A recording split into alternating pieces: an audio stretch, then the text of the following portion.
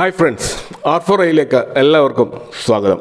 Stock market ഇൻഡെക്സുകൾ, അത് Nifty 50 ആവട്ടെ, മറ്റ് സെക്ടർ സ്പെസിഫിക് ഇൻഡെക്സുകളാവട്ടെ, ഓരോ ദിവസവും പുതിയ ഹൈ ക്രിയേറ്റ് ചെയ്തുകൊണ്ടേയിരിക്കുകയാണ്.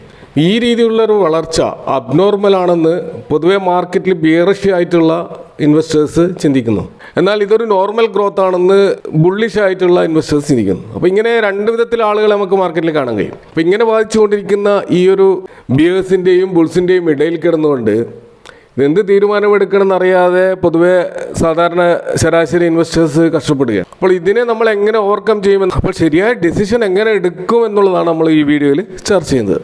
അപ്പോൾ നിഫ്റ്റി ഓവർ വാല്യൂഡ് ആണ് എന്ന് നോക്കാൻ ഓരോ സ്റ്റോക്കുകളുടെയും ഫണ്ടമെൻ്റൽ ഏർണിങ്സ് ഗ്രോത്ത്, അല്ലെങ്കിൽ അതിൻ്റെ ശരാശരി ബിസിനസ് ഗ്രോത്ത് അഥവാ പ്രോഫിറ്റ് ഗ്രോത്ത്, അത് ഓരോ വർഷവും ആവറേജായി വളരുന്നത് എങ്ങനെയാണോ അതേ അനുപാതത്തിൽ തന്നെയാണോ സ്റ്റോക്കിൻ്റെ മാർക്കറ്റ് ക്യാപിറ്റലൈസേഷൻ അല്ലെങ്കിൽ സ്റ്റോക്കിൻ്റെ പ്രൈസ് അത് വളരുന്നതും അതേ രീതിയിലാണോ എന്നാണ് നമ്മൾ യഥാർത്ഥത്തിൽ പരിശോധിക്കേണ്ടത്. അപ്പോൾ കമ്പനിയുടെ ഫണ്ടമെൻ്റൽസ് ഏർണിങ്സുമായി പുലബന്ധമില്ലാതെയാണ് സ്റ്റോക്കിൻ്റെ ആ ഒരു സ്റ്റോക്ക് പ്രൈസ് CAGR അല്ലെങ്കിൽ മാർക്കറ്റ് ക്യാപ്പ് നീങ്ങുന്നതെങ്കിൽ ആ സ്റ്റോക്ക് നമുക്ക് ഓവർ വാല്യൂഡ് ആണെന്ന് പറയാം.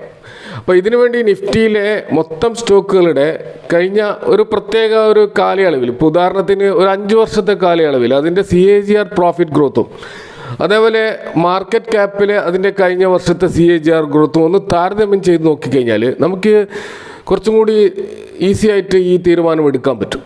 അപ്പം നിഫ്റ്റിയിലെ ഓരോ സെക്ടറിലെയും സ്റ്റോക്കുകളെക്കുറിച്ച് നമുക്ക് ഇതേപോലെയുള്ള തീരുമാനങ്ങൾ എടുക്കാൻ കഴിയുന്നതാണ്. മാർക്കറ്റ് ക്യാപ്പ് ഗ്രോത്ത് അല്ലെങ്കിൽ സ്റ്റോക്കിൻ്റെ പ്രൈസ് ഗ്രോത്ത് അല്ലെങ്കിൽ മാർക്കറ്റ് വാല്യൂയിലുള്ള അതിൻ്റെ ഗ്രോത്ത് അതിൻ്റെ ഫണ്ടമെൻ്റൽസ് ഫോളോ ചെയ്യുന്നുണ്ടോ എന്ന് നമ്മൾ 5 വർഷത്തെ ഒരു ഡാറ്റ വെച്ച് പരിശോധിക്കാൻ പറ്റും.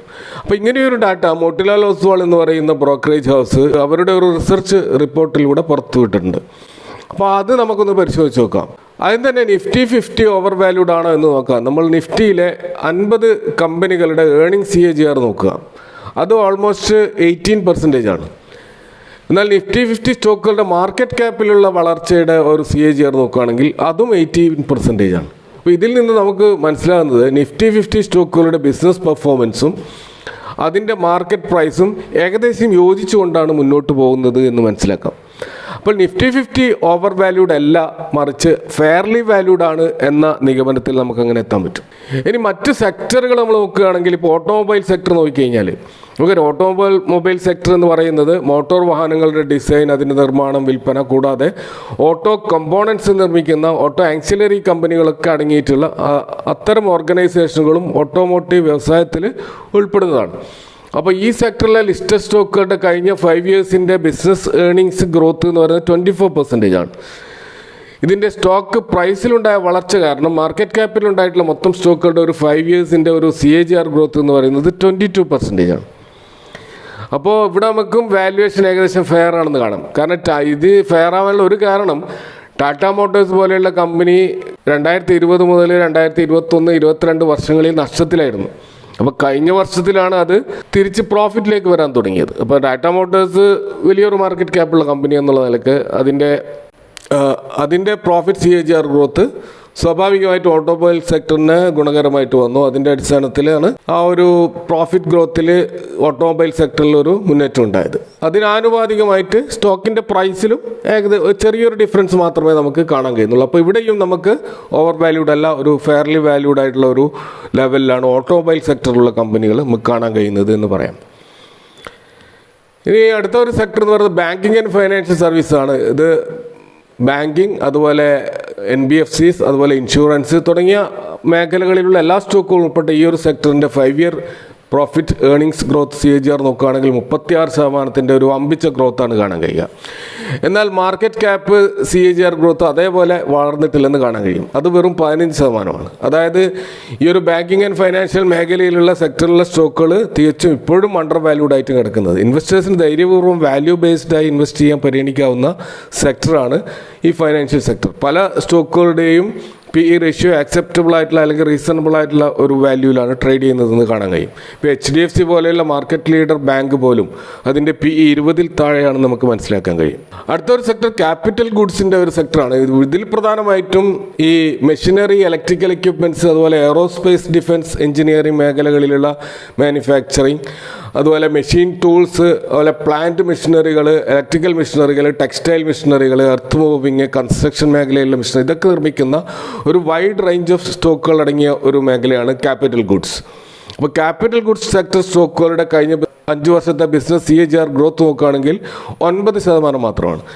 എന്നാൽ മാർക്കറ്റ് ക്യാപ്പിലുള്ള വളർച്ച എന്ന് പറയുന്നത് 22% ആയിട്ട് വളർന്നിട്ട് ഓവർ വാല്യൂഡ് ആയിട്ട് നിൽക്കുന്നത് കാണാം. അപ്പോൾ ഫണ്ടമെൻ്റൽസുമായി ബന്ധമില്ലാത്ത രീതിയിലാണ് ക്യാപിറ്റൽ ഗുഡ്സിൻ്റെ മൊത്തത്തിലുള്ള CAGR മാർക്കറ്റ് ക്യാപ് ഗ്രോത്ത് നമുക്ക് കാണാൻ കഴിയുന്നത്. ഈ ഒരു സെക്ടറിൽ വളരെയധികം കോഷ്യസ് ആവേണ്ട ഒരു സെക്ടറാണ് എന്ന് നമുക്ക് മനസ്സിലാക്കാൻ കഴിയും. നാലാമത്തെ ഒരു സെക്ടർ സിമെൻറ്റ് സെക്ടറാണ്. UltraTech, ACC, Ambuja, Shree cement, Dalmia cement തുടങ്ങിയുള്ള വൻകിട കമ്പനികളും ചെറുകിട കമ്പനികളും അടങ്ങിയ ഈ ഒരു സെക്ടറിൽ 5 ഇയർ CAGR പ്രോഫിറ്റ് ഗ്രോത്ത് കാണുന്നത് 14%.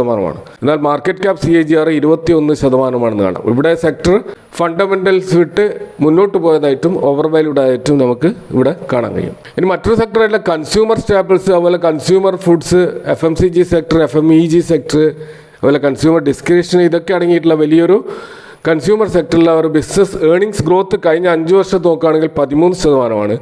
എന്നാൽ മാർക്കറ്റ് ക്യാപ്പ് ഏകദേശം അതിനോട് മാച്ച് ചെയ്യുന്ന രീതിയിൽ അതേപോലെ തന്നെയാണ് നീങ്ങുന്നതെന്ന് നമുക്ക് മനസ്സിലാക്കാൻ കഴിയും.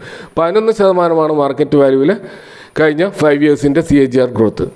അപ്പോൾ കൺസ്യൂമർ സെക്ടറും നമുക്ക് ഒരു ഫെയർലി വാല്യൂഡ് ആയിട്ടുള്ള ഒരു സെഗ്മെൻ്റ് ആയിട്ട് നമുക്ക് കണക്കാക്കാവുന്നതാണ്. ഇനി അടുത്ത ഒരു സെക്ടർ എന്ന് പറയുന്നത് ഹെൽത്ത് കെയർ സെക്ടറാണ്. ഹോസ്പിറ്റൽസ്, മെഡിക്കൽ സർവീസസ്, അതുപോലെ മെഡിക്കൽ എക്യുപ്മെൻറ്റ്സ് നിർമ്മാണം, ഡ്രഗ്സ് ആൻഡ് ഫാർമസ്യൂട്ടിക്കൽസ്, അതുപോലെ മെഡിക്കൽ ഇൻഷുറൻസ് തുടങ്ങിയ ഈ ഒരു ആരോഗ്യ സംരക്ഷണ മേഖലയിലെ കമ്പനികളുടെ ഒരു ബിസിനസ് ഏർണിങ്സ് നോക്കുകയാണെങ്കിൽ 21% ഒരു 5 ഇയർ CAGR ഗ്രോത്താണ് കാണാൻ കഴിയുക. മാർക്കറ്റ് ക്യാപ്പ് ഏകദേശം അതേപോലെ തന്നെ ഏകദേശം 24% ഒരു CAGR ഗ്രോത്താണ് കാണുന്നത്. അപ്പോൾ ഇവിടെയും ബിസിനസ്സിന് ആനുപാതികമായിട്ട് മാത്രമാണ് മാർക്കറ്റ് ക്യാപ്പ് വാല്യൂവിൽ വളർച്ച ഉണ്ടായത് എന്ന് നമുക്ക് മനസ്സിലാക്കാൻ കഴിയും. ഇനി അടുത്തൊരു സെക്ടർ ലോജിസ്റ്റിക്സ് സെക്ടറാണ്. ചരക്ക് നീക്കവും അതിൻ്റെ ട്രാൻസ്പോർട്ടേഷനും ഒക്കെ ബന്ധപ്പെട്ട് പ്രവർത്തിക്കുന്ന ഈ ഒരു മേഖലയിലുള്ള സ്റ്റോക്കുകളുടെ ഒരു ബിസിനസ് ഏർണിംഗ് CAGR ഗ്രോത്ത് നോക്കുകയാണെങ്കിൽ അത് നോർമലാണെങ്കിലും ഇതിൻ്റെ മാർക്കറ്റ് വാല്യൂവിലുള്ള ഗ്രോത്ത് അബ്നോർമലാണ്. നേരെ ഡബിൾ ആയിട്ട് നമുക്ക് കാണാമെങ്കിൽ ഇപ്പോൾ പ്രോഫിറ്റ് ഗ്രോത്ത് CAGR 15% ആണെങ്കിൽ മാർക്കറ്റ് ക്യാപ്പിലുള്ള വളർച്ച എന്ന് പറയുന്നത് 30%. അപ്പോൾ ഈ സെക്ടർ തീർച്ചയായും ഓവർ വാല്യൂഡ് ആണെന്ന് നമുക്ക് പറയാൻ കഴിയും. അടുത്തൊരു സെക്ടർ മെറ്റലാണ്. മറ്റൊരു പ്രധാനപ്പെട്ട സെക്ടറായിട്ടുള്ള ഈ ഒരു മേഖലയിൽ ബിസിനസ് പ്രോഫിറ്റുള്ള CAGR എന്ന് പറയുന്നത് 8% മാത്രമാണ്. പക്ഷേ മാർക്കറ്റ് ക്യാപ് CAGRൻ്റെ വളർച്ച 20%. അപ്പോൾ ഈ സെക്ടർ നമുക്കൊരു ഓവർ വാല്യൂഡ് ആയിട്ടുള്ള സെഗ്മെൻറ്റിലാണ് കാണാൻ കഴിയുക. ഇനി അടുത്തൊരു സെക്ടറായിട്ടുള്ള ഓയിൽ ആൻഡ് ഗ്യാസ് സെക്ടർ മറ്റൊരു പ്രധാനപ്പെട്ട സെക്ടറാണ്. ഈ സെക്ടറിലുള്ള പ്രോഫിറ്റ് CAGR 13%, മാർക്കറ്റ് ക്യാപ്പിൻ്റെ CAGR 17%. ഇപ്പോൾ വലിയ തോതിൽ ഓവർ വാല്യൂഡ് ആയിട്ടില്ലെങ്കിലും നേരിയ ഒരു തോതിലെങ്കിലും ഓവർ വാല്യൂഡ് ആണെന്ന് പറയാൻ കഴിയും. റിലയൻസ് പോലെയുള്ള കമ്പനികൾ ഉൾപ്പെടുന്ന ഒരു സെക്ടറാണ് ഓയിൽ ആൻഡ് ഗ്യാസ് സെക്ടർ. ഇനി അടുത്തത് റീറ്റെയിൽ സെഗ്മെൻ്റാണ്. മറ്റൊരു പ്രധാനപ്പെട്ട സെക്ടറായ ഈ റീറ്റെയിൽ സെക്ടറിൽ ട്രെൻഡ്, റിലയൻസ് റീറ്റെയിൽ, അതുപോലെ അവന്യൂ സൂപ്പർ മാർട്ട്സ് പോലെയുള്ള കമ്പനികൾ ഉൾപ്പെടുന്ന ഈ ഒരു സെക്ടറിൻ്റെ ഒരു business profit CAGR growth 20%, market ക്യാപ്പിൻ്റെ ഒരു CAGR ഗ്രോത്ത് 27%. ഈ സെക്ടർ നേരിയ തോതിൽ ഓവർ വാല്യൂഡ് ആയിട്ട് നമുക്ക് കാണാവുന്നതാണ്. ഇനി അടുത്തൊരു സെക്ടർ എന്ന് പറയുന്നത് ടെക്നോളജി സെക്ടറാണ്. ഈ ഒരു ടെക്നോളജി സെക്ടർ കൊണ്ട് ഉദ്ദേശിക്കുന്നത് ടെക്നോളജി മേഖലയിലുള്ള പ്രത്യേകിച്ച് ആ ഒരു മേഖലയിൽ ഗുഡ്സ് ആൻഡ് സർവീസസ്, ഇലക്ട്രോണിക്സിലായാലും സോഫ്റ്റ്വെയറിലായാലും അതുപോലെ കമ്പ്യൂട്ടേഴ്സ്, ആർട്ടിഫിഷ്യൽ ഇൻ്റലിജൻസ്, അങ്ങനെയുള്ള IT റിലേറ്റഡ് ഇൻഡസ്ട്രീസിൽ വർക്ക് ചെയ്യുന്ന കമ്പനികളെയാണ് ഈ ടെക്നോളജി സെക്ടറിലുള്ളത്. ഇതിൻ്റെ ഒരു പ്രോഫിറ്റ് ഗ്രോത്ത് CAGR 7% മാത്രവും, എന്നാൽ സ്റ്റോക്കിൻ്റെ പ്രൈസ് CAGR 15% വളർന്നതായിട്ട് കാണാം. മാർക്കറ്റ് ക്യാപ്പിലുള്ള ഈ ഒരു അബ്നോർമൽ ആയിട്ടുള്ള വളർച്ച കാരണം ഈ ഒരു സെക്ടർ നമുക്ക് ഓവർ വാല്യൂഡ് ആയിട്ടാണ് കാണാൻ കഴിയുക. ഇനി അടുത്തൊരു സെക്ടർ ടെലികോം സെക്ടറാണ്.